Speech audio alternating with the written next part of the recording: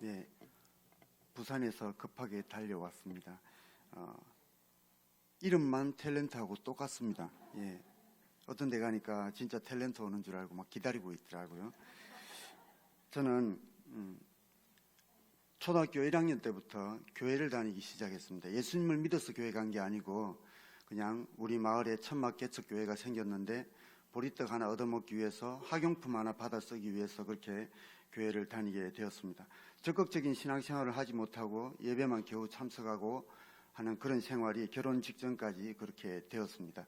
저는 우리 친구들하고 조금 남다른 가정인 편에서 자라게 되었습니다.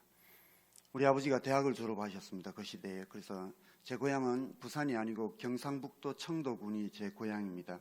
미나리가 많이 생산되고 TV에 많이 나오던 그런 고장인데 일남 사녀의 외아들의 종갓집 종손으로 태어났습니다. 할아버지께 유교적인 교육을, 제사 지내는 법도들을 철저하게 배우면서 그렇게 자랐습니다. 아버지께서 우리 어머니하고 결혼하셨는데 우리 아버지 18배 결혼을 하셨습니다. 우리 어머니 19배. 할아버지하고 외할아버지하고 5일장 날에 만나가지고 사돈 맺어가지고 얼굴 한 번 안 보고 그렇게 시집 오셨답니다. 그러고는 아버지께서 고등학교 졸업하시고 부산으로 유학을 가셨습니다. 그리고는 어쩌다가 띄엄띄엄 방학 때나 한 번씩 오시는 분이 저희 아버지였습니다. 이렇게 한 번씩 오실 때마다 낯선 아줌마하고 같이 이렇게 옵니다. 저희들한테 작은 엄마라고 부르게 했습니다. 아주 어릴 때는 작은 엄마인 줄 알았습니다. 그래서 제가 철이 없을 때에 제가 아주 어릴 때 바나나가 아주 귀했는데 그 바나나를 작은 어머니가 사가지고 오셨는데 동네 친구들한테 뛰어다니면서 야 이게 뭔지 아냐, 이게 바나나다 임마, 너 이거 못 봤지, 못 먹어봤지 이러면서 이거 우리 작은 엄마가 사왔다 이러면서 우리 어머니 마음이 많이 아팠을 것 같습니다. 그렇게 안방 차지하고 그분과 같이 한 보름 있다가 집을 나가십니다. 그리고 나면 또 몇 년이 있다가 집을 방문하시는데 지난번 작은 어머니가 아닌 다른 작은 어머니하고 옵니다. 그리고 또 반찬 조정하고 막 이렇게 하고 집을 또 나가십니다. 한 10년 만에 또 집을 방문을 하셨습니다. 낯선 남자아이 둘을 데리고 왔습니다. 그리고는 네 동생들이다 이렇게 부르게 했습니다. 저는 직감을 했습니다. 제가 일찍 철이 들었습니다. 우리 어머니가 워낙 고생하는 걸 보면서 자라가지고 나는 절대 우리 아버지처럼 안 살 거야. 어릴 때부터 그렇게 다짐을 했습니다. 낯선 남자아이를 데리고 오는 순간에 저는 외동이 아님을 바로 직감을 했습니다. 제가 일남 사녀의 외아들이라고 그랬는데 호적에는 삼남 사녀 이렇게 되어 있습니다. 우리 아버지의 아들들이 올라와 있습니다. 호적에. 기가 막힌 건 남동생 두 아이의 엄마가 서로가 다릅니다. 아버지는 우리 아버지입니다. 너무 창피했습니다. 그냥 우리 아버지가 창피하고 제가 이 땅에 태어났다는 게 창피했습니다. 저는 이렇게 창피한데 우리 아버지는 당당하게 온 동네를 집에 한 번씩 오시면 활보하고 다니십니다. 동네 어른들이 우리 가족을 볼 때마다 혀 차는 소리가 그냥 들립니다. 특별히 제가 지나가면은 불러가지고 세웁니다. 죄송합니다. 제가 많이 긴장을 하는 스타일이라서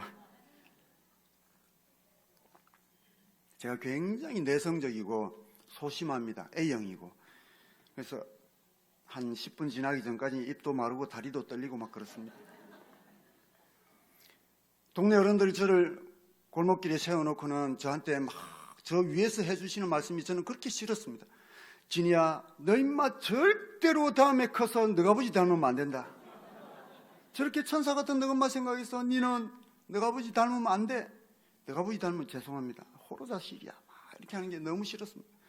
외갓집에 갔는데 이모들이 저를 붙들어 앉혀놓고는 이제 초등학생 1학년을 붙들어 앉혀놓고는 진이 이놈의 자식 너 다음에 장가 가서 바람피기만 피라. 다리몽댕이 확 분질러 놓고 머리털 다 뽑는다고. 저는 그때부터 외갓집에 발을 끊었습니다. 너무 그런 말을 많이 들었습니다. 그래서 저는 아버지에 대한 원망, 불평, 불만을 가득 품고 살았습니다. 아버지가 집에 오면 사춘기 때는 죽이고 싶도록 미워가지고 낯을 들었다 놨다 들었다 놨다 아버지를 이겨보려고 중학교 때부터 제가 아르바이트하고 막 이렇게 해가지고는 격투기 종류는 다 배웠습니다. 그렇게 아버지에 대한 분노를 가슴에 막 품고 살았는데 우리 마을에 천막 개척 교회가 생기면서 그때부터 교회를 다니게 되었습니다. 교회를 가면은 교사들도 다 우리 동네 누님들이고 형님들이고 전도사님도 다 우리 가정 다 형편을 알면서도 우리 가정에 대해서 한마디도 안 하는 그게 좋았습니다. 그냥 편했습니다. 그리고 친구들 몰래 집에 갈 때면 먹을 건 하나 더 챙겨주고 학용품 하나 더 챙겨주는 그게 감사해서 그냥 편안해서 교회를 다니기 시작했는데 예수님을 인격적으로 만나지 못하다 보니까 마음속에는 헐 불평불만이 가득했고 교회 가면은 저한테 가장 거부 반응이 일어나는 단어가 하나가 있었습니다. 하나님을 아버지라고 부르는데 저는 아버지는 그냥 죽이고 싶은 사람이었기 때문에 그 아버지라는 단어가 입 밖에 나오지를 않았습니다. 이렇게 그냥 교회 생활만 왔다 갔다 하다가 결혼 정년기를 조금 넘긴 다음에 우리 집사람과 만나서 지금 우리 세계로교회 담임 목사님이신 선연보 담임 목사님의 주례로 28년 전에 결혼을 하고 그때부터 우리 세계로교회로 출석을 하게 되었습니다. 우리 교회로 출석을 하면서도 제 신앙과는 변함이 없었습니다. 주일 낮 예배만 잠깐 드리고 도망치듯이 빠져나가는 그런 사람이 저였습니다. 목사님께서 저를 불러서 집사님 이거 한번 해보세요 하고 일거리 하나 맡겨주시고 또 맡겨주시고 이렇게 하면은 단 한 번도 목사님 말씀에 순종한 적이 없었습니다. 저는 목사님 저는요 이래서 못하고 이래서 못하고 이래서 못하고 저는 못합니다. 모태 신앙도 아니면서 제 입으로 모태를 막 남발하던 사람이 저였습니다. 헌금에 대해서 1년에 한 번 딱 하시는 헌금에 대한 그 설교를 하시면은 제 마음속에 거부 반응이 확 일어나면서 저것 봐라 마음속으로 우리 목사님은 돈을 저렇게 좋아하시네. 맨날 돈 설교만 하시네. 한 번밖에 안 했는데 이런 부정적인 생각들로 꽉 차 있는 그런 사람이 그 당시에 저였습니다. 이런 저에게 2002년도에 저희 아들이 태어나던 그 해에 큰 변화의 사건이 하나 닥쳐오게 되었습니다. 제가 사업을 하고 있었는데 우리 집사람 몰래 지인이 보증을 서달라고 해서 보증을 하나 써줬습니다.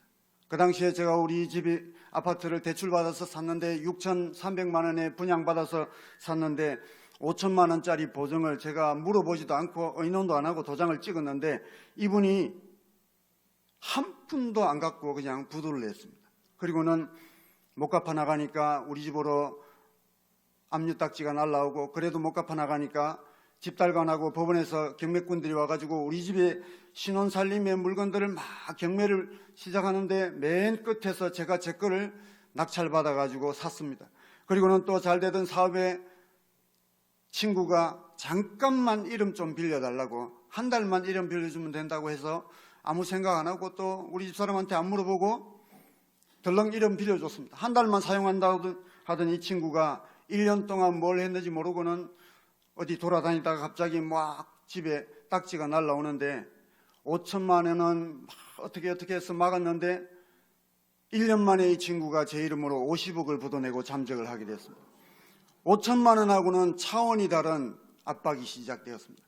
새벽같이 눈만 뜨면 수십 명이 우리 집 앞에 진치고 있었고 회사에 출근하면 회사에 따라오고 돌려보내고 나면 또 다른 팀이 오고 지옥 같은 삶이 연속이 되었습니다. 목숨을 끊고 싶었던 적이 한두 번이 아니었습니다. 이제 100일 안 지난 아들과 4살짜리 딸아이를 바라보면서 내 능력으로는 내 힘으로는 도저히 어떻게 할 수 없는 이 엄청난 빚더미 앞에서 위기 앞에서 죽고 싶은 마음밖에 없었습니다. 빚쟁이들 돌려보내고 나면 밤새도록 새벽같이 부부싸움을 하고 우리 집사람은 저한테 이게 집이냐 지옥이지 결혼했으면 뭔가 도장을 찍어주고 보증을 쓸 것 같으면 나한테 의논이라고 한번 하든지 마음대로 할 것 같았으면 왜 결혼했냐고 갈라서자 하면서 어느 날 퇴근해서 들어오는데 이혼 서류를 집어 던지면서 거기 도장 찍어놨으니까 갈라서자. 애들은 내가 키울 테니까 집 나가라고 하는데 이 위기 앞에서 하나님 앞에 펑펑 울었습니다.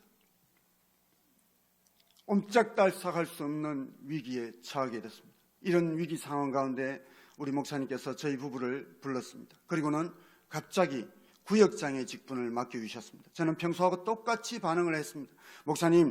목사님께서 제 형편을 몰라서 이런 말씀을 하시는 것 같은데 제가 이렇게 돼가서 또 쫄딱 망해서 50억 빚더미에 올라앉아 있는데 제가 무슨 구역장을 합니까? 못합니다. 안 합니다. 다른 사람한테 시키십시오 하니까 제 하소연을 다 들으신 목사님께서 저희 부부를 번갈아 가면서 빤히 뚫어지듯이 쳐다보시는데 조금 무서웠습니다. 다 들으시고 막 쳐다보시더니 한마디를 툭 던지셨습니다. 힘들고 어려울 때일수록 하나님 앞에 헌신 한번 해보십시오. 위기는 곧 기회다. 하나님께 올인하면은 하나님께서 집사님의 모든 것들을 다 책임져 주실 겁니다.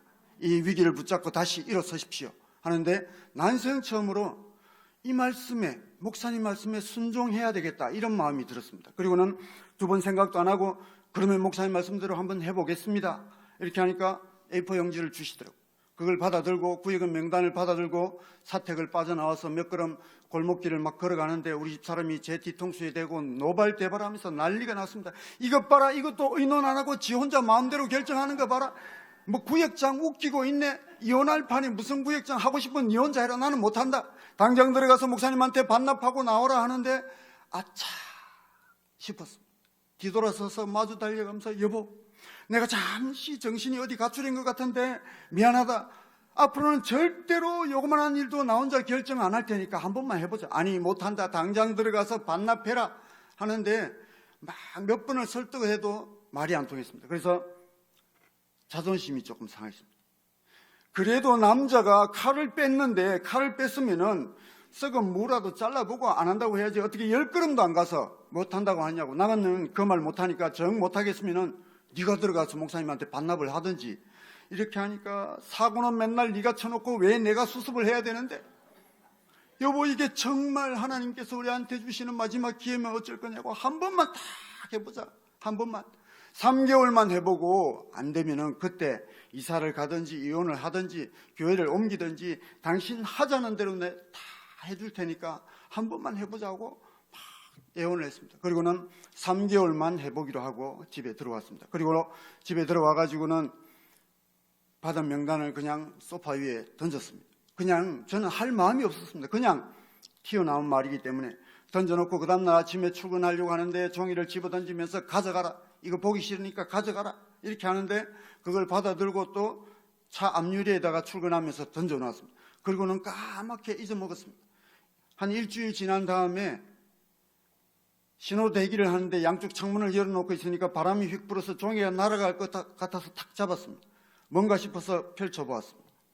일주일 전에 목사님께 받은 구역원의 명단이었는데 번호가 있고 이름이 있고 전화번호 있고 주소 있고 가족들 이름까지 다 적혀 있었습니다. 14가정을 주셨는데 그걸 펼쳐서 바라보는 순간에 목사님께 명단을 받았으면 전화라도 해봐야지 왜 그냥 있느냐 이런 마음이 들었습니다. 그리고는 그때부터 차를 갓길에 세워놓고는 일주일 만에 구역 식구들한테 막 전화를 걸기 시작했습니다. 박 선생님, 이 선생님, 일주일 전에 목사님께 구역장 임명받은 사람인데 아무것도 할 줄 모르니까 좀 도와달라고 막 전화를 14가정을 막 다 돌렸습니다. 다 돌리는데 절반은 전화를 안 받았습니다. 절반은 전화를 받는데 반응이 이랬습니다. 우리 집에 교회 다니는 사람 아무도 없습니다. 전화 잘못한 것 아닙니까? 어떤 분은 그 교회 누구 집사님이 하도 유명한 연예인 온다고 해가지고 내가 그 사람 얼굴 보러 가고 노래 들으려고 간 거지 우리는 다 절에 다니니까 전화하지 말라고 하는데도 그 다음날도 또 전화하고 그 다음날 또 전화하고 한 3, 4일 전화하니까 제 전화번호가 노출이 되니까 전화를 안 받기 시작했습니다. 그래서 안 되겠다 싶어가지고 집에 가서 우리 집사람 전화기를 들고 또 전화를 하니까 한 이틀 받더니 뒷번호가 같으니까 또 안 받더라고요. 안 되겠다 싶어가지고는 제가 우리 동네 슈퍼에 갔습니다. 슈퍼에 가서 동전을 한 주먹 바꿨습니다. 그 당시에 동전 공중전화 있을 때 공중전화마다 돌아다니면서 막 전화를 걸어가지고 박 선생님, 이 선생님 좀 도와달라고 내가 아무것도 할 줄 모르니까 좀 도와달라고 전화하면서 할 말이 없어가지고 내가 당신들을 위해서 기도해 줄게. 이름 좀 불러달라고 하니까 이 사람이 이름 불러주면 남의 호구조사해가지고 어디다 팔아먹으려고 하는데 그게 아니고 내가 새벽마다 하나님 앞에 나가서 당신들을 위해서 복 빌어줄게. 복이 그대로 가려면은 이름을 불러가면서 해야 될 거 아니냐고. 그러니까 가족들 이름 좀 불러달라고. 안 적혀 있는 가족들 이름 막 불러달라고 하니까 매일 전화하니까 귀찮아가지고 막 불러주는데 그걸 받아 적었습니다. 진짜인지 모르지만 막 받아 적었습니다. 한 50명의 명단이 모였습니다. 그리고는 제가 기도한다고 했으니까 약속을 지켜야 되겠다 이런 마음이 들었습니다. 제가 한 20년 이상 교회 다니면서 그 당시까지 새벽 기도를 한 번도 가본 적이 없었습니다. 그런데 약속을 지키기 위해서 그때부터 새벽 기도를 나가기 시작했습니다. 구역 명단을 펼쳐놓고 기도할 줄 몰랐기 때문에 석주를 딱 적어갔습니다. 하나님 아버지 명단을 펼쳐놓고 풍림아파트 몇 동 몇 호에 김마무개 씨가 사는데 이분이 우리 교회에 나와서 예수 믿고 신앙생활 잘할 수 있게 해달라고, 그리고는 그 다음에 아내 이름 부르고 아들 이름 부르고 하면서 똑같은 기도 제목에 이름만 바꿔가면서 막 기도를 했습니다. 그렇게 50명을 기도하니까 이름만 바꿔가면서 기도하고 마지막에 하나님, 이 한진이도 불쌍히 여겨주십시오. 하나님 한 번만, 딱 한 번만 저에게 기회를 주시면은 하나님 나를 위해서 열심히 복음 전한 사람 되겠습니다 하고 막 부르짖어 기도했더니 첫 새벽 기도를 1시간을 기도하게 됐습니다. 그리고 그 다음날부터 매일 나가서 하나님 앞에 부르짖어 기도하기 시작했습니다. 그러면서 제가 어떻게 하면 이분들이 빨리 우리 교회에 나와서 정착할 수 있을까 고민을 해봤습니다. 그냥 있으면 안 될 것 같았습니다. 전화만 해서는 반응도 안 좋고 해가지고 찾아가야겠다. 먼저 되신 구역장님들이 저한테 했던 것처럼 따라하기 시작했습니다. 제가 신혼 때 우리 집에 있으면은 월요일 날 구역장님 오시고 그 다음날 구역장님 부인이 오시고 그 다음날 권사님 오시고 그 다음날 전도사님 오시고 매일 신방 오는 게 귀찮아가지고 문도 안 열어주고 띵동 하면은 인터폰 딱 쳐다보고 교회에서 신방 나왔다 싶으면은 보던 TV를 끄고 거실에 불도 끄면서 애들 이불 확 뒤집어 씌우면서 조용히 해 하면은 우리 애들이 아빠 왜? 밖에 나쁜 사람 왔으니까 조용히 해 막 이랬습니다. 이랬는데도 우리 구역장님들이 포기하지 않고 매일 찾아와서 문고리 잡고 기도하고 문고리에 또 먹을 거 걸어놓고 가고 이런 게 생각나서 저도 따라해야 되겠다 하고 막 찾아갔습니다. 찾아갔더니 띵동하고 구역장입니다 하고 왔더니 구역장이 뭐 하는 사람인데요? 왜 왔습니까? 하는데 할 말이 없었습니다. 너무 내성적이다 보니까 큰 소리 한번 들으면 찾아갈 용기가 안 났습니다. 그래가지고는 며칠 가다가 문전박대 당하고 나니까 안 되겠다 싶어가지고는 가만히 생각해 보니까 우리 구역장님들이 빈손으로 온 적이 없었던 것 같습니다. 그래서 저도 안 되겠다, 나도 신방용품을 사들고 가야 되겠다 하고 마음먹었습니다. 그 당시에 제가 제자훈련을 받고 있었는데 우리 교회 제자훈련은 벌금 많기로 소문이 나 있는데 일주일에 한 10몇 가지 과제가 나가는데 한 과제당 못할 때마다 5,000원씩 벌금인데 벌금이 제일 많은 게 일주일에 한 명 전도 못하면 2만 원을 벌금을 내게 돼 있습니다. 그래서 저도 제자훈련을 받고 있고 우리 집 사람도 제자훈련을 받으니까 한 집에 한 명 전도 못하면은 벌금 4만 원. 제가 구역장인데 직분자 모임 가면은 거기서도 또 전도 못한 사람 벌금을 또 내야 됩니다. 한 주에 한 명 전도 못하면은 8만 원이 벌금이 나갑니다. 우리 애들 급식비 낼 돈도 없는데 벌금 빌려서 내고 이렇게 하다 보니까 힘들었습니다. 근데 우리 목사님께서 하시는 말씀이 벌금 낼 돈을 가지고 섬겨보라. 벌금 낼 돈을 가지고 복음 전해보라. 이렇게 말씀하시는데 그 말씀에 순종해야 되겠다는 마음이 들어가지고 나도 전도용품을 사야지 하고는 매일 새벽에 일어나가지고 부전시장에 나가서 남의 짐 져주고 10톤, 20톤을 하차하면은 10만 원, 15만 원을 받는데 어깨 짐 져서 하차해주고 난 그 돈에서 11조를 떼고 2만 원을 매일같이 전도용품을 사기로 작정을 했습니다. 그리고 2만 원을 따로 떼어가지고 14가정을 돌아보고 앞집도 만나는 사람도 이렇게 하나씩 드리려고 하니까 2만 원 가지고 한 30봉지를 만들 만한 전도용품을 살 만한 게 아무것도 없었습니다. 3일 동안 돌아다녔는데 살 게 없었습니다.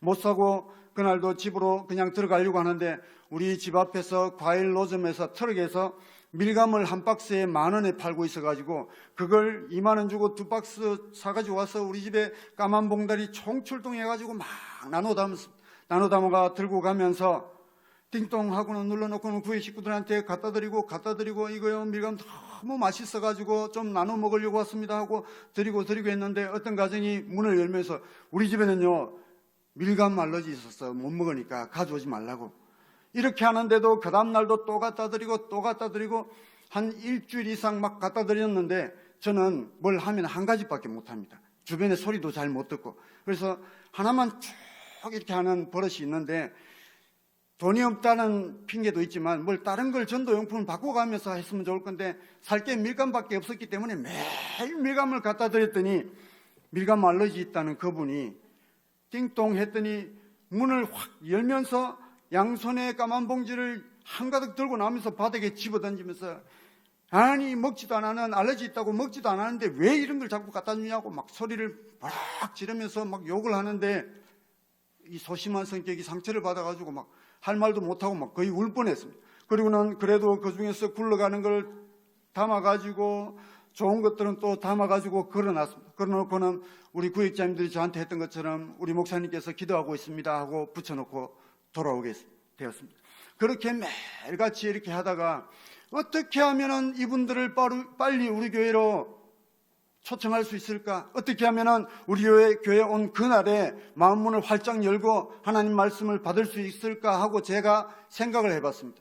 제 생각입니다. 제가 생각을 해보니까 곰곰이 생각하니까 하나님의 말씀을 선포하시고 대언하시는 분이 우리 담임 목사님이신데 담임 목사님에 대한 좋은 이미지를 심어야 쉽게 말씀을 받을 것 같은 생각이 제가 들었습니다. 그래가지고는 똑같은 밀감을 사들고 가면서 이렇게 드렸습니다. 그전에는 제가 사가지고 맛있다고 이렇게 드렸는데 띵동하고는 막 갖다 드리면서 우리 목사님이 제주도에서 가져온 밀감 너무 맛있다고 해서 박 선생님 좀 갖다 드려서 목사님 심부름 왔습니다 하고 밀감 알러지 있는 그분한테 갖다 드렸습니다.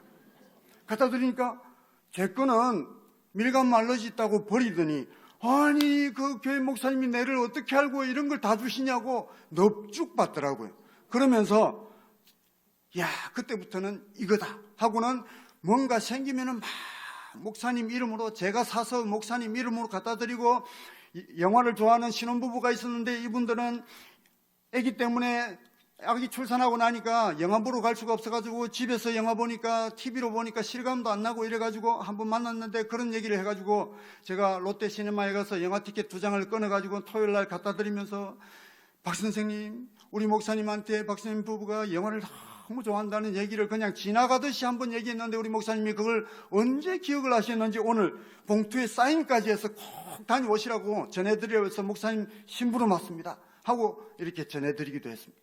저는 만나는 사람마다 그런 방법으로 지금까지도 전도를 하고 있는데 제가 밥 먹는 식당에서 전도 대상자가 딱 들어오면은 딱 보고는 몇 분이 들어오든 간에 빨리 먼저 밥을 먹고는 카운터에 가서 제 거를 계산하고 사장님 저쪽 테이블도 계산해 주세요 하고는 계산을 하고 생색내로 거기 갑니다. 그 테이블로 가서 이 선생님 우리 목사님께서 이 선생님한테 꼭 식사 대접 한번 해라고 봉투를 주셨는데 기회가 없어가지고 못했는데 오늘 제가 목사님 주신 돈으로 결제하고 나갑니다 하고 이미 결제했습니다 이렇게 하고 나옵니다. 그러면은 몇 번 목사님 이름으로 얻어먹으면은 야 내가 목사님한테 인사하면 가야 되는데 막 이렇게 얘기를 합니다.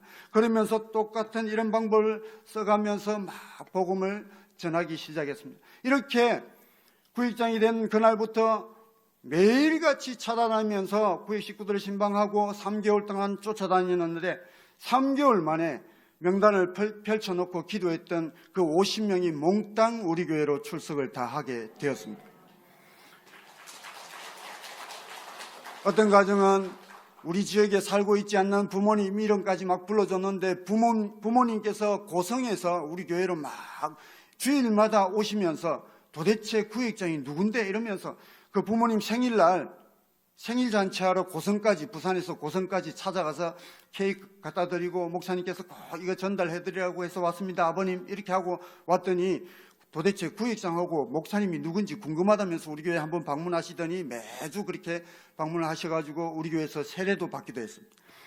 이렇게 하면서 우리 3개월 만에 우리 구역 식구 몽땅 출석을 다 하니까 50명이 넘어가니까 23평 아파트에서는 구역 모임을 도저히 할 수가 없었습니다. 밥을 한 번에 먹을 수가 없어서 우리는 구역 모임을 늘 밥을 먹습니다. 밥을 먹는데 50명이 23평짜리 아파트에서는 밥을 한 번에 못 먹어가지고는 1차, 2차, 3차 밥을 먹고 계단에 전부 다 우리 집에 구역 모임하러 온 사람들 신발로 가득 차고 앞집, 뒷집, 옆집 막 다 찾아오고 이렇게 하니까 모임 자체가 안 돼가지고 제자훈련을 받고 있는 우리 동서에게 구역을 넘기고 저와 아내 단둘이서 똑같은 방법으로 구역을 섬기기 시작해서 지난해까지 재작년까지 지금 제가 구역을 맡고 있지는 않습니다. 그래서 재작년까지 우리 교회에서 12개의 구역을 분가를 시키게 되었습니다.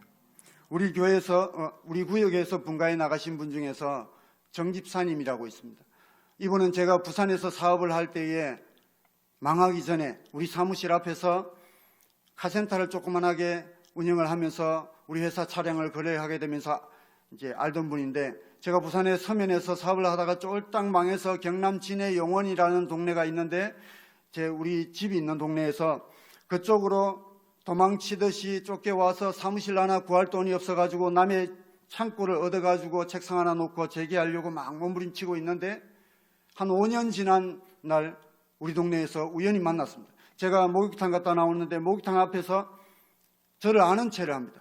한 사장님 오랜만입니다 하는데 제가 얼굴을 까먹어가지고 혹시 저 아세요 하니까 서면에 카센터요 하는데 생각이 났습니다. 아이고 정 사장님 몰라봐서 죄송합니다 반갑습니다 하고 악수하면서 기름때 묻은 정비사 옷을 입고 있어가지고 아니 서면에서 부산에서 여기까지 출장 왔습니까? 이 먼 데까지 이렇게 했더니 그게 아니고요 얼마 전에 이사를 왔습니다. 가게도 이사 오고 집도 이사 오고 이 동네로 이사 왔습니다 하면서 명함 주면서 어디 있으니까 한번 꼭 놀러 오세요 하는데 제가 오늘은 못 가고 내일 퇴근하면서 꼭 한번 들리겠습니다 하고는 그 다음날 들은 대로 찾아갔습니다. 그 당시에 경남 진해 용원이라는 동네에 제가 한 10년 살고 있었는데 웬만한 카센터 가게 다 알고 있었는데 설명 들은 대로 찾아가니까 그 가게가 없었습니다. 그래서 전화를 5번 해가지고 물어서 찾아갔는데 찾아가니까 커피 한 잔을 뽑아주면서 한숨을 쉬면서 막 신세한탄을 하더라고요. 골목길 안에 있어가지고 골목 3개 안에 있어가지고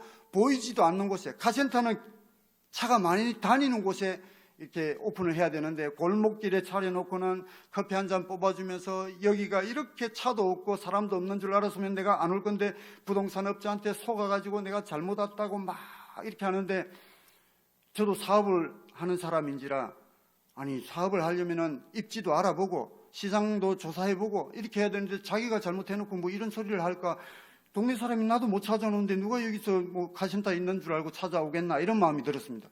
그런 마음이 드는데 이 사람 전도해라 이런 마음을 주셨습니다. 그리고는 그 얘기를 그 마음이 딱 들자마자 얘기를 다 듣고 난 다음에 정 사장님 내가 기가 막히게 장사 잘 되는 방법을 알고 있는데 내 따라 한번 안 갈래요? 하니까 어딘데요?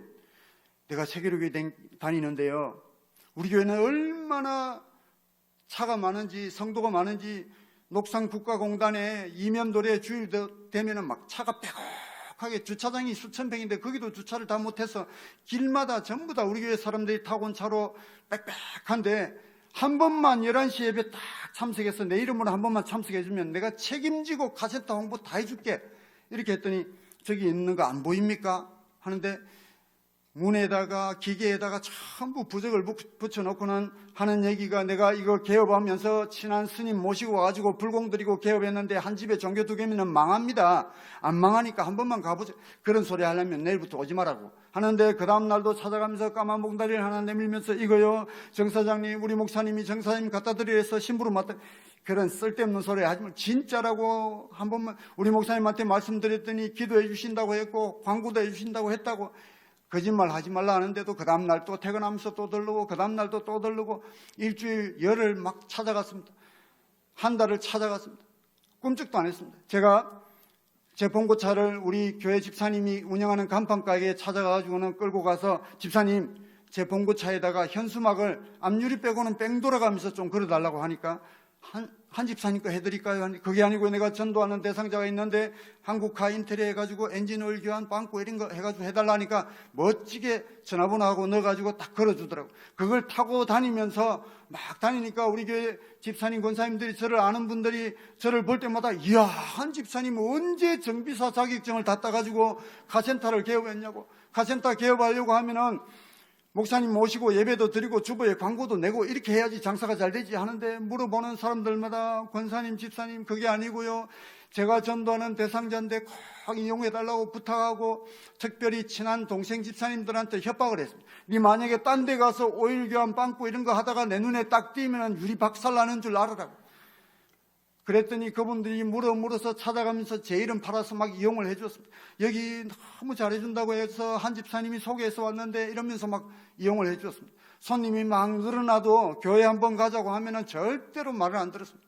한 달 보름째도 막 거기를 퇴근하면서 정 사장님하고 까만 봉지를 하나 드리면서 이거 우리 목사님이 드리려고 했습니다 하고 내리는데 이분이 그날 기분이 안 좋았던지 소리를 버럭 지르더니 막 기차 화통 삶아 먹은 것처럼 막 고래고래 소리 지르면서 입에서 10원짜리가 막 날라오고 개나리가 날라오고 이 양반이 말귀를 못 알아듣냐고. 남의 종교도 존중을 할 줄 알아야지. 내가 이래서 예수쟁이들 상종을 안 한다고 소리를 팍 지르는데 줄 것도 못 주고, 제가 소심해가지고 차를 타고 도망치듯이, 잘못도 안 했는데 집에 도망왔습니다.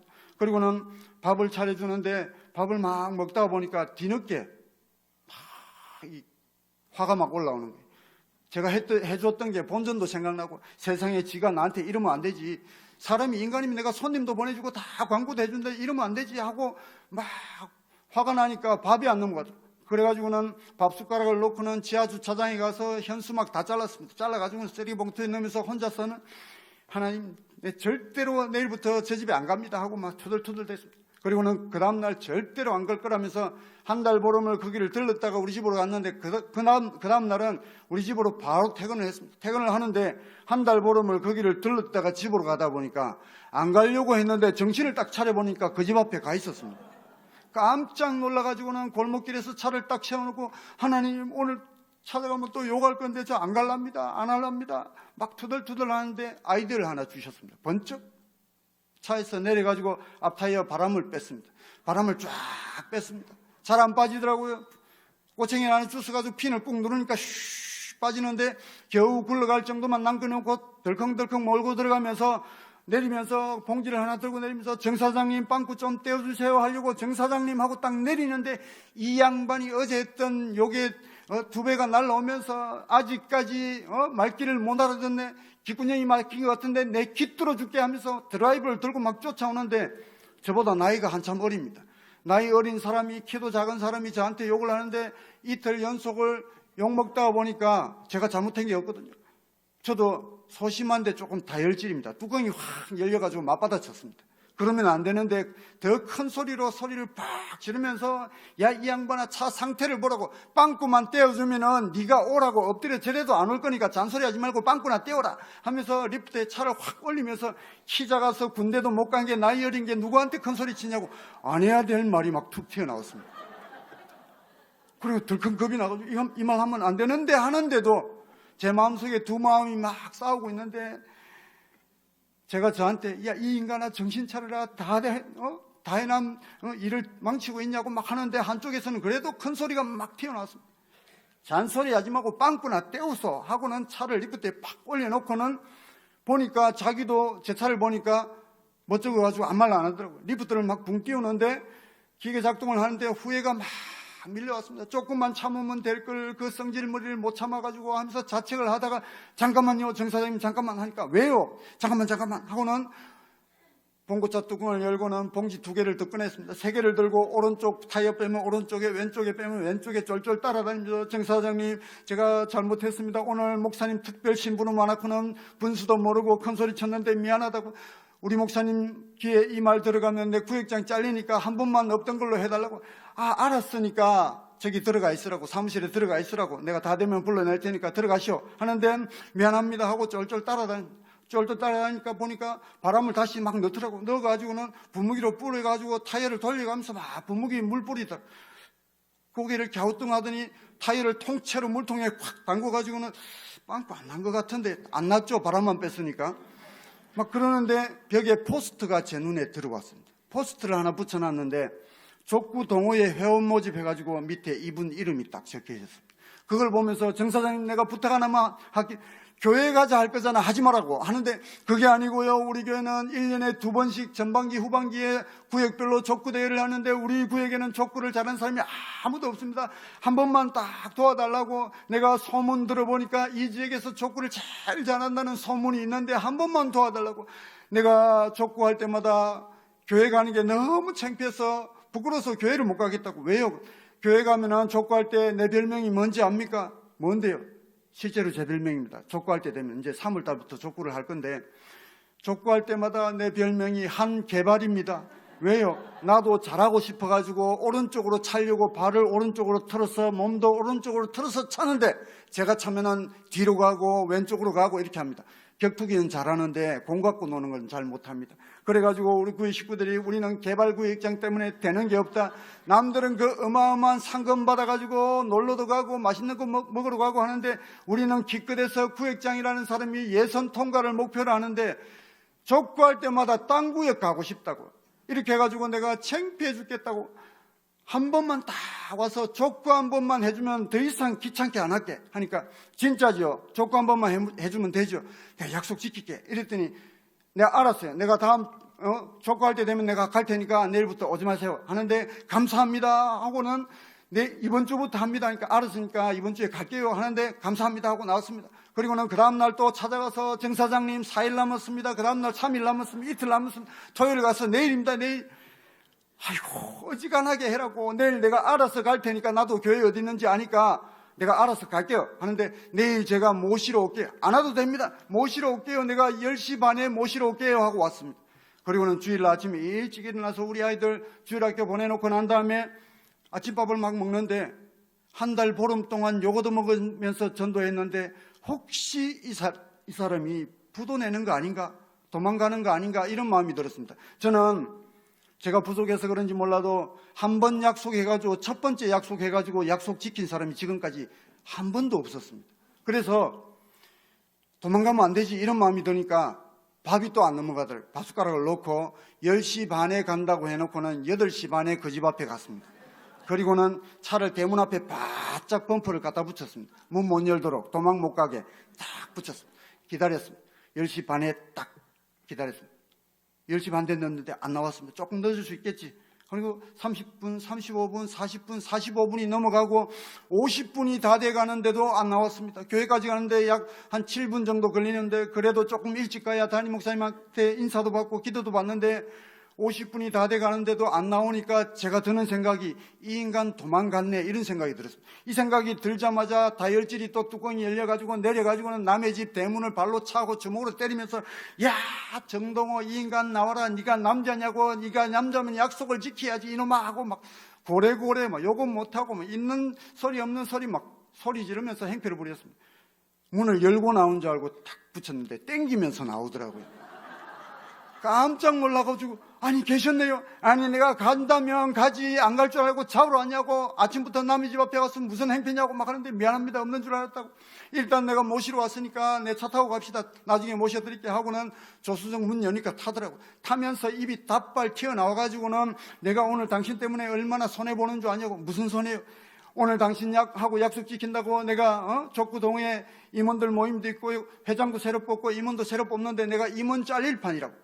없는 사람이 회장 될 수도 있으니까 임원 절대로 안 잘리니까 걱정하지 말라고 가면서 우리 교회 사역을 소개하고 우리 목사님 소개하고 지금까지 손님 보내주고 다 광고해주고 한 게 우리 목사님이라고 막 하면서 우리 교회에 도착을 했습니다. 급하게 목사님께 가서 인사하고 기도받고는 앞줄에 한 3번째 줄에서 제가 아는 분 2분이 앉아서 예배를 드리고 있어가지고 그 당시에 우리 교회가 꽉 차가지고 뒤에 서서 예배 드리고 할 때인데 앞줄에서 이렇게 세워서 뒤로 보내고는 3번째 줄에서 예배를 드렸습니다. 예배를 드리는데 예배가 11시 한 40분쯤 됐는데 누가 훌쩍훌쩍 울어서 오늘 우리 권사님 은혜 많이 받으셨구나 하고는 권사님 쳐다보니까 말똥말똥 이렇게 쳐다보니까 오늘 처음 나온 이분이 훌쩍훌쩍 우는데 나중에는 막 콧물이 나고 눈물이 나니까 해가지고 바지에 이렇게 콧물을 닦고 있어가지고 제가 민망해서 눈물 닦으라고 이렇게 줬더니 남의 손수건에 그냥 받자마자 코부터 팡 풀면서 눈물 콧물 범벅에 예배를 드리는데 얼마나 저도 감격을 했는지 같이 막 펑펑 울었습니다. 눈물의 예배가 끝나고 예배당을 빠져나오는데 이분이 옆구리를 확 치면서 저 목사님 이상한 분이라고. 왜 혹시 우리 목사님 뭐 실수하신 거라도 있습니까? 그게 아니고 이 수천 명 중에서 왜 1시간 내내 나한테 얘기합니까? 자기한테 하는 얘기처럼 들렸답니다. 그리고는 나와서 부의 식구들하고 잔디밭에서 식사하면서 교제하고 난 다음에 드디어 우리 구역이 족구 선수로 출전을 했습니다. 출전을 했는데 저는 개발이라서 빠지고 한 명이 딱 들어갔는데 단숨에 5분도 안 지났는데 8대 0으로 이기고 있었습니다. 이야 되겠다 뭔가 되겠다. 우리는 2점 이상 나본 적이 없습니다. 우리 구의 식구들이 저한테 개발 하는데 저 닮아가 다 똑같은 개발들입니다.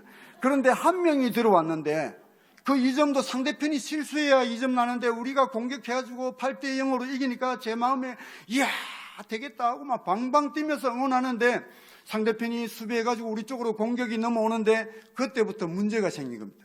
뒤에 계신 족구 하시는 분들 아시겠지만 족구 한 4-5명이 하면은 뒤에 계신 수비수 2명이 날아오면은 머리로 탁 받아주면은 가운데서 토스해가지고 적당한 높이로 띄워줘야 이분이 공중회전으로 내리꽂을 건데, 뒤에 계신 우리 집사님들이 머리는 안 쓰고 이 개발을 저처럼 갖다 대니까 의도한 대로 안 가고 뒤로 날아가고 막 옆으로 가고 이러면서 순식간에 9대8로 역전이 됐습니다.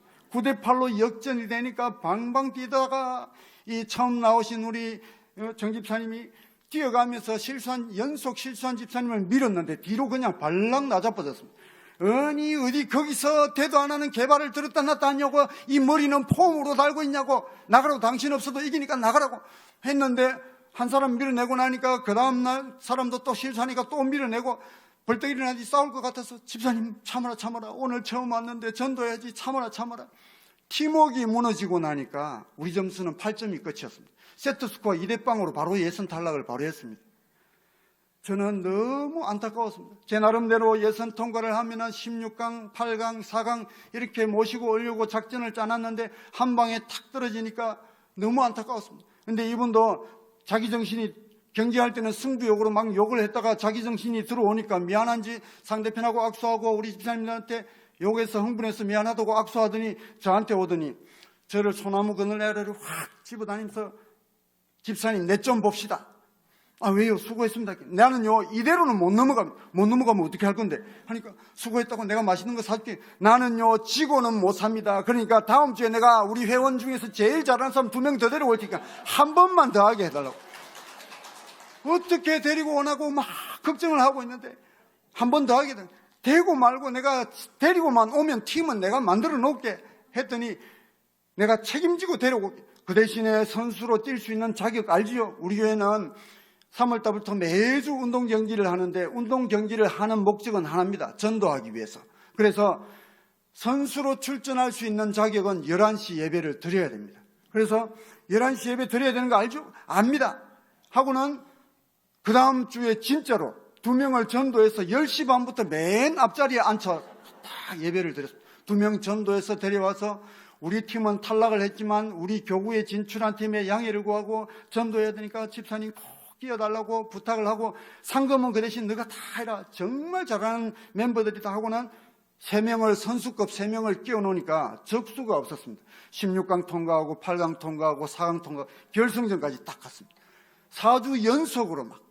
그리고는 결승전에서 아쉽게 준우승을 했습니다. 상금 받아서 저한테 가져오는 거를 다른 팀한테 주고는 제가 등 두드리면서 수고했다고, 그 대신에 내가 상금 이상으로 내가 대접 다 해드릴게 했더니, 구회장님 나는요 내 행복이라고 생각했던 거는, 내 평생 행복이라고 생각했던 거는 빨간 날만 되면 아침 일찍 일어나서 조기축구에 가서 공항게임 차고 막걸리 한 잔 마시고 족구동호회 가서 또 한 잔 마시고 운동하고 이렇게 하다가 오후 서너 시쯤 돼가지고 집에 들어와가지고 샤워 다 하고 난 다음에 오징어 땅콩 맥주 딱 펼쳐놓고 TV 보면서 방바닥 뒹굴뒹굴 해야 그게 내 피로를 풀고 행복인 줄 알았는데, 교회 나와서 하나님 말씀 듣고 성도들하고 교제하고 운동하고 천국 같은 곳이 여기에 있는데 왜 부산에 있을 때는 나한테 교회 가서 소리 한 번도 안 했습니까?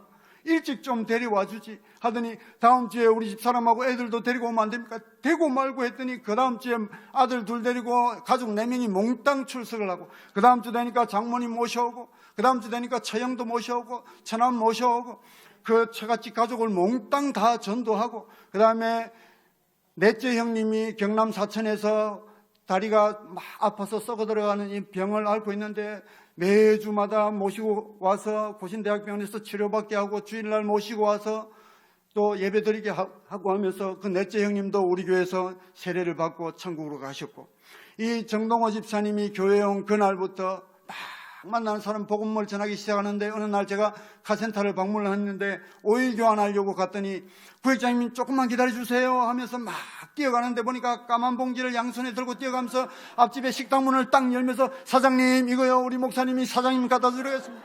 옆집에 사장님 이거 우리 목사님이, 제가 안 가르쳤는데 제가 써먹는 방법을 그대로 막 써먹으면서 앞집 옆집 뒷집을 전도하고, 가게에 부품을 공급하는 기사 가족을 몽땅 전도하고, 옆에 이사를 왔는데 전 구의 식구를 동원해서 거기 다 도와주고 난 다음에 그 가족 4명을 몽땅 전도하고, 만나는 사람마다 복음을 전해서 우리 정동호 집사님이 교회원 그날부터 작년까지 전도한 사람이 700명 이상을 전도했고, 우리 정동호 집사님이 가정을 통해서 우리 교회에서 세례받은 사람만 200명 이상이 세례를 받았고, 몇 년 전에는 안수 집사의 직분과 구역장의 직분을 동시에 받아서 몸된 교회와 하나님 나라를 위해서 충성하는 하나님 나라의 일꾼이 되었습니다. 저는 우리 목사님의 주례로 결혼을 했지만 아까 말씀드린 것처럼 정말 뺀질뺀질하고 말 안 듣는 순종하지 못하는 그런 사람이었습니다.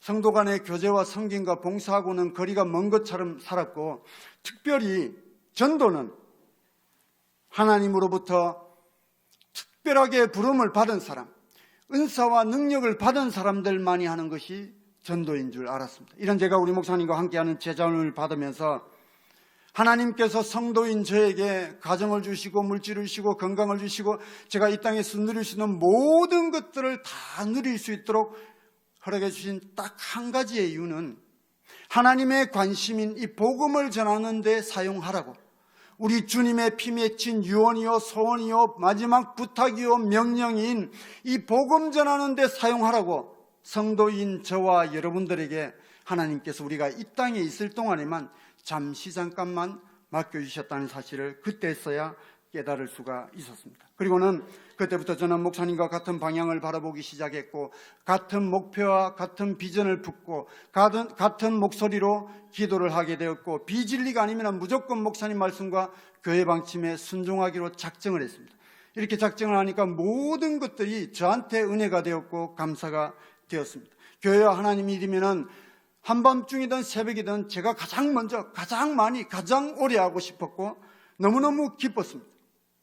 제가 쫄딱 망했을 때에, 우리 가정이 50억의 빚더미에 올라앉고 이혼의 직전까지 가게 되었을 때에 제자훈련을 받으면서 우리 목사님의 간증을 듣게 되었습니다. 우리 목사님 간증 중에서 유명한 일화가 있는데, 지금도 살아계시는 황 권사님의 간증을 듣고 저는 그때 변하게 되었습니다. 저한테 너무 충격적으로 다가왔습니다. 권사임직을 하고도 전도하지 않고 기도하지 않고 신방하지 않는 우리 권사님에게 수십 번을 권면했는데도 말 듣지 않는 우리 권사님 고추밭을, 하나님의 감동을 받고 우리 목사님이 고추 농사 짓는 고추밭을 300평 확 다 뽑았습니다. 고추밭이 뽑힌 권사님이 노발대발하면서 목사님께 막 항의하실 때에 우리 목사님께서 권사님에게 한마디 해주셨는데, 그 한마디가 하나님께서 저에게 하시는 말씀처럼 드렸습니다. 권사님 잘 들으세요. 권사님은 권사님에게 누군가가 수십 번, 수백 번 찾아와서 복음을 전했기 때문에, 누군가가 복음을 전했기 때문에 권사님이 지옥 가야 마땅할 권사님이 구원받은 것이 너무 감사해서 하나님 앞에 가슴 떨리도록 감사 한번 해보신 적 있습니까? 아니면 오늘 지금 이 순간에도 예수님을 믿지 않고 눈 감으면 그 순간에 바로 지옥으로 가는데, 저 지옥 갈 불신 영혼들이, 일가 친척들이, 이웃들이, 친구들이 안타까워서 그 영혼들을 붙들고 하나님 앞에 나가서 새벽마다 애간장이 녹도록 하나님 이 영혼들을 구원해 주십시오, 이 영혼들을 구원해 주십시오, 그렇게 하나님 앞에 기도 한번 해보신 적 있습니까? 그런데 이까지 다 아무것도 아닌 고추 때문에 심장이 벌벌벌 떨리고 정신을 잃고 말도 못하고, 그게 권사입니까? 그게 성도입니까?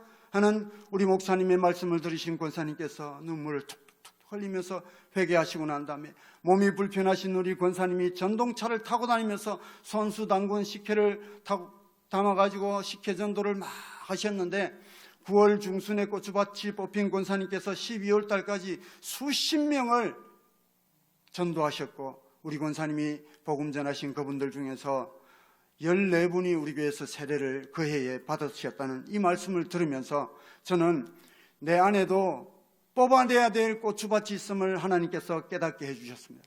2가지의 고추밭이 있었는데 20년 동안 교회를 다니면서도 한 번도 순종한 적이 없었던 불순종의 고추밭이 있었고, 또 하나는 20년 이상 교회 다니면서도 하나님의 관심이 어디에 있는지, 우리 주님의 소원이 무엇인지 몰랐던, 복음 전하지 못했던 고추밭이 여기에 또 있었습니다. 저는 이 2가지의 고추밭을 뽑아내기로 결단을 했습니다. 그리고는 그때부터 토요 부부전도팀이라고 우리끼리 만들어가지고 쫄딱 망한 3가정이 뭉쳐가지고 교회에서 그냥 인정하지 않는 비공식적인 전도팀을 우리끼리 만들어가지고 토요일 오후 되면은 12시 되면은 만나서 찬송하고 기도하고는 막 부부끼리 전도하러 흩어져서 막 전도를 했습니다. 그렇게 전도하는데 제가 가장 오래 교회 다녔다고 해서 저보고 전도팀장 하라고 해서 우리 토요 부부 전도팀의 팀장을 맡았는데 너무 내성적이다 보니까 다른 팀에는 전도하러 막 부부끼리 흩어져서 가면은 남편들이 앞장서서 막 전도지 나눠드리고 예수 믿고 천국 갑시다. 우리 교회 한 번만 와보세요. 우리 목사님 말씀 좋습니다. 이렇게 막 얘기를 하는데 저는 입이 붙어가지고 한마디도 못했습니다. 우리 집사람을 앞장세우고 뒤에 그냥 쫄쫄쫄쫄 따라다녔습니다. 그럼 우리 집사람이 저 사람한테 하나 전도지 전해주고 와라 하면 마지못해서 갖다 전해드리면서도 덜덜덜덜 떨면서 이렇게 전해드려요. 그리고는 매주 그렇게 하니까 우리 집사람이 남자가 주도적으로 안 하고 맨날 여자 뒷공무님이나 따라다니냐고, 그럴 것 같으면 왜 전도 나오냐고, 나오지 말라고 하는데도 팀장이니까 할 수 없이 또 나가가지고 따라다녔습니다. 그런데 이 말 못하는 이걸 저는 극복을 하고 싶었습니다. 그래서 제가 평일날 아파트 한 동을 제가 혼자 전도해봐야지 하고는 전도용품을 사들고는 엘리베이터를 타고 15층에 내렸습니다. 혼자 담대한 마음으로 갔는데 출발을 했는데 엘리베이터에 내리는 그 순간에 막 다리가 후들후들 떨리기 시작하는데 양쪽 집을 사이에 두고 배를 못 누르고 이쪽 저쪽을 왔다 갔다만 한 10분간 했습니다. 안 되겠다 싶어가지고는 배를 눌러야지 하고는 손을 올렸는데 덜덜덜덜덜 이쪽에 가서 덜덜덜덜 떨다가 막 떨다가 누르려고 했는데 너무 떨다가 보니까 꾹 눌렀습니다. 띵동 하는데 겁이 났습니다. 두 손을 모으고 하나님 앞에 기도하기 시작했습니다. 하나님 제발 아무도 안 나오게 해주십시오. 전도하러 가놓고는 이런 얼토당토한 기도를 하게 됐습니다. 근데 기도 응답 받아가지고 양쪽 집이 다 비었습니다. 그리고는 하나님 감사합니다. 계단 내려가면서 14층으로 내려가면서 그 다음 집도 아무도 없게 해주십시오 하고 기도하면서 내려갔는데 14층에 또 두 집이 다 아무도 없었습니다. 그리고는 13층 내려가면서 즉각 응답하시는 하나님, 이 아파트를 몽땅 비워주십시오. 웃기죠? 제가 그런 기도를 했습니다. 그리고는 13층으로 터벅터벅 걸어 내려가는데 하나님께서 저에게 감동을 물밀듯이 주시는데, 아들아 네가 입을 열어 선포하기만 하면 내가 알아서 일할 것인데 무엇이 두려워서 입을 열지 못하느냐. 담대하라, 선포하라. 이 마음이 쑥 들어오자마자 띵동 해놓고는 4번을 아무도 안 나왔기 때문에 두려움이 없어졌습니다. 띵동 해놓고는 제 입에서 말이 막 신기하게 막 튀어나왔습니다. 저는 남의 집 앞에 가서 말을 해본 적이 없는데 말이 막 튀어나왔는데 띵동, 안녕하세요. 세계로교회 썼습니다. 우리 교회는요 잔디밭이 1,500평이고 주차장이 2,500평인데 본당을 9억 8천 주고 짓고 인테리어는 얼마 주고, 남의 집 앞에서 안 해도 되는 건축보고가 막 튀어나왔습니다. 이걸 왜 하지? 제가 우리 목사님과 우리 교회 건물을 한 10번 이상 지었는데 그때마다 건축위원으로 있었습니다. 아는 게 건축밖에 없었습니다. 입을 막는데도 건축보고가 막 튀어나오는데 다 하고 나니까 한마디가 툭 튀어나왔습니다. 제 의지가 아닌데 툭 튀어나온 그 한마디가 저를 얼마나 기쁘게 하는지 막 희열해 이렇게 외쳤습니다. 예수님 한번 믿어보세요. 너무너무 좋습니다. 이 툭 튀어나온 한마디에 말로 표현할 수 없는 희열과 감동이 가슴 밑에서 샘솟듯이 막 올라오는데 난생 처음으로 제 입으로 주님을 시인했던 그 순간이었습니다. 그리고는 두려움이 싹 사라졌습니다. 12층, 11층 내려가면서 고래고래, 제가 이 마이크보다 10배, 20배 감정이 제어가 안 돼가지고 고래고래 소리 지면서 그때부터 신기하게 제 입에서 복음이 막 튀어나오기 시작했습니다. 우리가 언젠가는 이 땅을 떠날지 모르는데 이 땅을 떠나는 그날의 심판을 면할 길은 예수 믿는 방법밖에 없습니다. 예수 믿고 구원받읍시다. 우리가 구원받는 길은 예수님밖에 없습니다. 입에서 막 복음이 튀어나왔는데 7층에 어떤 아주머니가 문을 열어주다가 갓난아기 안고 문 열어줬는데 제가 너무 큰 소리 치니까 아기가 경기를 해가지고 놀라가지고 미안합니다 사과하고 4층쯤 내려왔는데 저보다 더 큰 소리로 위층에서 소리를 팍 지르더니 막 육두문자가 날라오면서 야 이 미친놈아 거기 좀 서 있어봐라. 내가 야간하고 와가지고 이제 잠 좀 자려고 하는데 30분 동안 소리치는 놈이 누군지 낯짝 한번 보자. 다다다다다 뛰어내려오는데 놀래가지고 저도 막 뛰어내려갔습니다.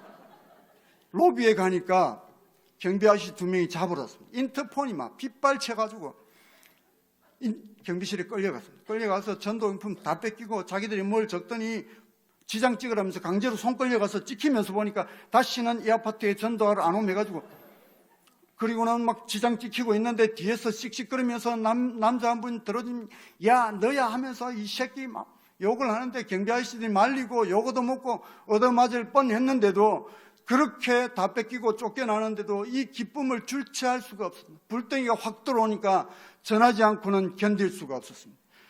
토요일만 전도하다가 안 돼가지고는 월화수목금토 매일같이 복음을 전했습니다. 저는 이렇게 변하기 전에는 예수 믿는 것을 숨기고 살았습니다.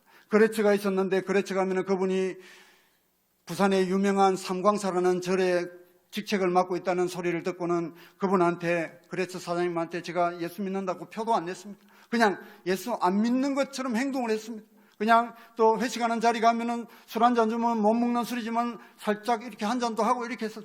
근데 불덩어리가 들어오니까 그분 앞에 가서 사장님, 회장님도 언젠가는 이 땅을 떠날 건데 구원받는 길은 예수 믿는 방법밖에 없습니다 했더니 이 양반이 거래하기 싫냐고.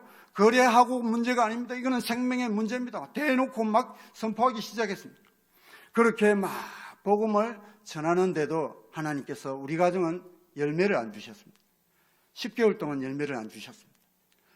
다른 가정은 막 전도해서 오면서 같이 제자훈련 동기들인데 벌금도 면제받고 하는데 우리는 매주 벌금 내고 이렇게 하다 보니까 낙심하고 털썩 주저앉았습니다. 그리고 제가 제 모습을 바라봤습니다. 변한 게 하나도 없습니다. 50억의 빚더미에 올라앉아가지고는 지금도 여전히 빚독촉 받는 나 같은 놈이 복음 전하는데 누가 예수 믿겠나? 나는 복음의 방해꾼이야. 이런 마음이 들어오니까 낙심하고 털썩 주저앉으니까 말씀도 귀에 들어오지 않았습니다. 맨 앞자리에서 예배드리다가 한 칸 한 칸 물러가다 한 달 만에 맨 뒤에 보조석에 앉아서 꾸벅꾸벅 졸았습니다. 꾸벅꾸벅 졸고 있는데 10월 중순의 어느 날 우리 목사님께서 말씀을 선포하시는데 깜짝 놀라서 눈을 떴습니다. 낙심한 자여 일어서라. 하나님의 이름으로 끝까지 행하는 자에게 마침내 하나님께서 함께함을 경험할 것이다. 일어서라 하는데 벌떡 일어났습니다. 그때부터 때를 얻든지 못 얻든지 열매가 있든지 없든지 듣든지 안 듣든지 나가서 매일같이 나가서 복음을 전하기 시작했더니 드디어 1년 만에 열매가 맺혔는데 1년 동안 저희 부부가 정해놓고 찾아다니는 노인정이 있는데 매주 없는 돈에 음료수 사들고 과일 사들고 떡에서 사들고 가면은 갈 때마다 내일 지금까지 얻어먹은 게 미안해서 꼭 갈게 해서 빵집 앞에 10시 반 이렇게 약속 장소를 정했는데 가보면은 아무도 없었습니다.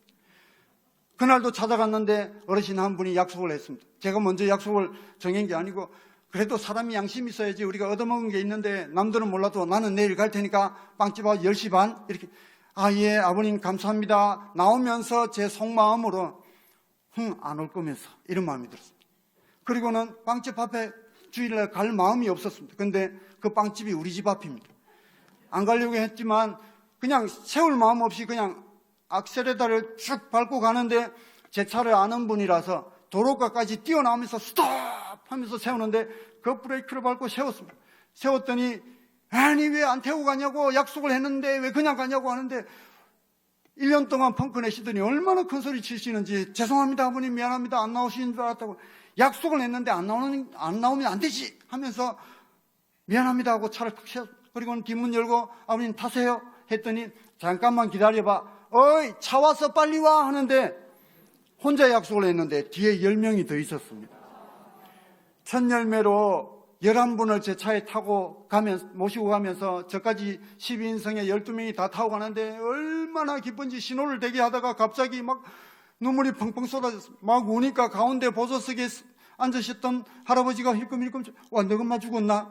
그게 아니고요. 어르신들 모시고 가니까 좋아서 니는 좋으면 우나 모르겠습니다 하고는 모시고 가서 목사님께 기도받고 매주 그분들을 모셔오고 모셔다 드리고 하면서 그 해에 우리 11명 중에서 7분이 세례를 받으셨고 그 중에서 2분이 2달 만에 하나님께서 불러가셨습니다.